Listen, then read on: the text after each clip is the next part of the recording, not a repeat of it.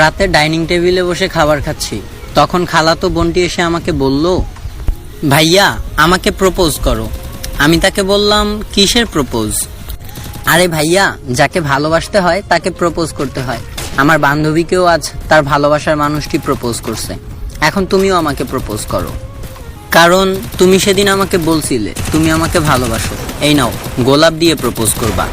আমি একবার মায়ের দিকে আর একবার বাবার দিকে তাকাচ্ছি, শরমের কারণে কিছুই বলতে পারছি না। বাবা বলল প্রপোজ করতে, তাই কোনো উপায় না পেয়ে প্রপোজ করলাম। তারপর কেটে পড়লাম তাদের সামনে থেকে। আসলে খালাতো বোনটা ছোটবেলা থেকেই আমাদের বাসায় থাকে। ওর বয়স বাড়ছে ঠিকই, কিন্তু বয়সের তুলনায় বুদ্ধি হাঁটুর নিচে, একদম বাচ্চাদের মতো। সেদিন ওকে বোন হিসাবে বলেছিলাম ভালোবাসি, কিন্তু আজকেও আমাকে সবার সামনে এইভাবে বাস দিবে চিন্তাও করিনি। তার পরের দিন বাসায় বসে বাবা মায়ের সাথে টিভি দেখছিলাম, তখন এসে বলল, ভাইয়া আমার বান্ধবীর ভালোবাসার মানুষটি আজকে তাকে বউ বলে ডেকেছে, এখন থেকে তুমিও আমাকে বউ বলে ডাকবা। ওর কথা শুনে রীতিমতো কাশি উঠে গেল, বাবা মা সবাই জোরে হেসে দিল। তখন সে আমাকে বলল, ভাইয়া একবার বউ বলে ডাকবা। আমি অসহায়ের মতো একবার মায়ের দিকে আর একবার বাবার দিকে তাকালাম। এইভাবে সবার সামনে বাসটা না দিলেও পারত। বাস যখন খেয়ে গেছি, তাই তাকে সান্ত্বনা দেওয়ার জন্য বললাম, ও বউ আমার, কেমন আছো গো? বাবা মা মনে হচ্ছে এখন হাসতে হাসতে মাটিতে গড়াগড়ি খাবে। আর তাদের হাসি দেখে মেজাজটাই গরম হয়ে গেল।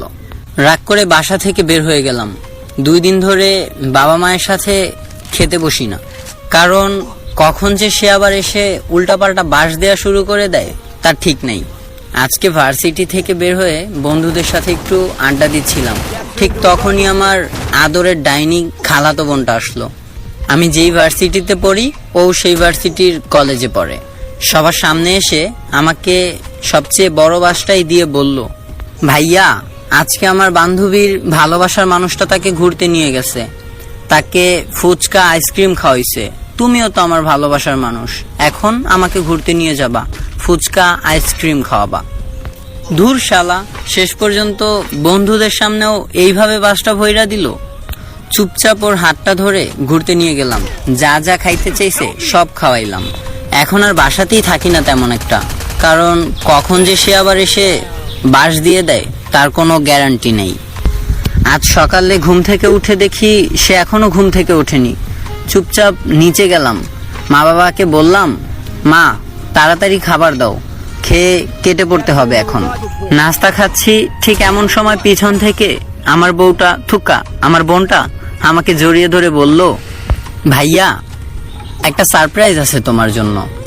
আবার কি করবে কে জানে, সারপ্রাইজ দিবে না বাস দিবে আল্লাহই জানে। ভয় ভয়ে বললাম, কিসের সারপ্রাইজ? বলার সাথে সাথেই ও আমার ঘাড়ের পিছন সাইড ধরে টান দিয়ে ওর ঠোঁটের সাথে আমার ঠোঁটটা মিলিয়ে দিল। মা বাবা চোখ বড় বড় করে তাকিয়ে আছে আমাদের দিকে। কিছুক্ষণ পর আমাকে ছেড়ে দিল। দুজনই হাঁপাচ্ছি। ও হাঁপাতে হাঁপাতে বলল, আজকে আমার বান্ধবী তার ভালোবাসার মানুষকে এইভাবে সারপ্রাইজ দিছে, আর তুমি তো আমার ভালোবাসার মানুষ, তাই আমি তোমাকে এই সারপ্রাইজটা দিলাম। ওই দিনের পর থেকে 7 দিন বাবা মায়ের সামনেই যাই না। জীবনের সবচেয়ে বড় সারপ্রাইজ পাইছিলাম ওই দিন, এমন সারপ্রাইজ যেন বাপের জন্মেও কেউ না পায়। সেদিন রুমে একা একা বসে মোবাইল চালাচ্ছিলাম। কিছুক্ষণ পর মা আসলো আমার রুমে। শুধু মা না, সাথে ওই ডাইনি খালাতো বোনটাও। তাদের দেখে আমি ওখান থেকে পালানোর চেষ্টা করছি, কিন্তু কিভাবে তাদের ওখান থেকে পালানো যায়। তখনই সে আমাকে বলল, ভাইয়া আজকে আমার বান্ধবীর ভালোবাসার মানুষটি তাকে বলছে ওরা নাকি বেবি নিবে, এখন তুমিও আমাকে একটা বেবি এনে দাও, কিউট একটা বেবি। ওর কথা শুনে মায়ের সামনে আমি আর 1 মিনিটও থাকিনি, একটা দৌড় দিয়ে বাসা থেকে বের হয়ে গেছি। আল্লাহই জানে আর কিছুক্ষণ থাকলে না জানি আবার কি বইলা বসে। তো যাই হোক, বেবি পর্যন্ত তো নামছি, আর নামতে পারবো না। তো গল্পটা কেমন লাগছে বলবেন কিন্তু কমেন্ট বক্সে, আর সুন্দর সুন্দর কমেন্ট করবেন। আপনাদের কমেন্টের রিপ্লাই দিব ইনশাল্লাহ। আপনাদের কমেন্ট হয়, ভাইয়া একটা রিপ্লাই দেন না, ভাইয়া রিপ্লাই ভিডিও প্লিজ, এইসব কমেন্ট না, সুন্দর সুন্দর কথা বলেন, সুন্দর সুন্দর কমেন্ট করেন, দেখবেন আপনাদের রিপ্লাইও দিচ্ছি।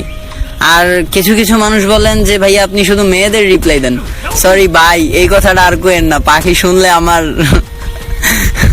কপালে শনি আছে। তো আপনারা সুন্দর সুন্দর কমেন্ট করেন, আমি সবার রিপ্লাই দিব ইনশাল্লাহ। তো সবাই ভালো থাকবেন, সুস্থ থাকবেন, আল্লাহ হাফেজ। Help me!